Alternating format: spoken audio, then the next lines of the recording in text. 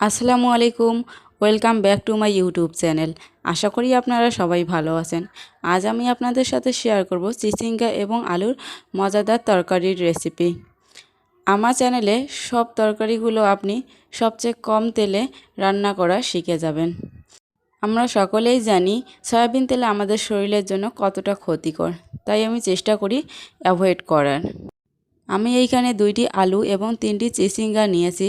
এগুলোকে ভালোভাবে পরিষ্কার করে আমি সাইজ করে কেটে নেব। দেখুন, আমি আলুগুলোকে এরকম লম্বা একটু সাইজ করে কেটে নিয়েছি এবং চিচিঙ্গাগুলোকে গোল গোল সাইজ করে কেটে নিয়েছি। এখন চুলায় একটা আমি পাতিল বসিয়ে দিলাম। পাতিলটার মধ্যে দিয়ে দিচ্ছি পেঁয়াজ কুচি, দিয়ে দিচ্ছি মরিচ কুচি। এগুলোকে একটু আমি হালকা নেড়ে চেড়ে পানিটা শুকিয়ে নিব, যাতে করে তেল দেওয়ার সময় তেল ছিটকে এসে গায়ে বা অন্য কোথাও না পড়ে। এখন আমি তেল দিয়ে দিচ্ছি।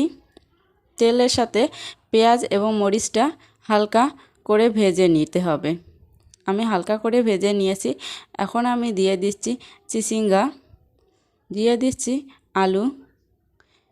এখন আমি তেলের সাথে ভালোভাবে চিচিঙ্গা এবং আলুগুলোকে মিক্স করে নিচ্ছি। প্রতিটা চিচিঙ্গার গায়ে এবং আলুর গায়ে তেল লেগে গেছে। এখন আমি এতে দিয়ে দিচ্ছি লবণ 2 চামচ, দিয়ে দিচ্ছি মরিচ 1.5 চামচের মতো মরিচ দিয়ে দিচ্ছি। এখন দিয়ে দিচ্ছি হলুদ 1.5 চামচ। এগুলোকে ভালোভাবে মিক্স করে নিচ্ছি। দেখুন, আমার মিক্স করা প্রায় হয়ে গেছে। এখন আমি এগুলোকে ঢেকে দিব প্রায় 2 থেকে 3 মিনিটের জন্য, যাতে করে সবজিটা আমার চুপসে যায়। আমি 2-3 মিনিট পরে ফিরে আসলাম। দেখুন, একদম চুপসে গেছে তরকারিটা আমার। আমি এটাকে ভালোভাবে নেড়ে চেড়ে নিচ্ছি। দেখুন, খুব ভালো করে নেড়ে চেড়ে নিতে হবে। আমি নেড়ে চেড়ে নিচ্ছি। নেড়ে চেড়ে নেওয়া আমার শেষ। এখন আমি দিয়ে দিব সিদ্ধর জন্য পানি। খুব বেশি পানি দিব না, যেহেতু এরপর আমি আরও পানি ব্যবহার করব, এজন্য হালকা পানি দিয়ে হাতাটা আমি একটু ধুয়ে দিচ্ছি। ধুয়ে দেওয়া শেষ। এখন আমি ঢেকে দেব প্রায় 7 থেকে 8 মিনিটের জন্য। তাহলে চলুন 7 থেকে 8 মিনিট পরে ফিরে আসি। ফিরে আসলাম 7 থেকে 8 মিনিট পরে। দেখুন, তরকারিটা আমার আরও বেশি চুপসে গেছে, মানে পরিমাণটা কমে গেছে। এখন কিছুটা সবজি নিয়ে আমি চেক করে দেখলাম কতটা সিদ্ধ হয়েছে, সেই অনুযায়ী পানিটা দিয়ে দেব। আমি একবারে পানি দিয়ে দিচ্ছি, ঝোলের পানি সহ। আমি যেহেতু একটু ঝোল রাখবো, সেহেতু আমি একটু পানি পরিমাণটা বেশি দিয়ে দিচ্ছি। আপনারা ঝোল খাবেন কি না খাবেন না বা কতটুকু খাবেন তার উপর ডিপেন্ড করে কিন্তু পানিটা দিয়ে দিবেন।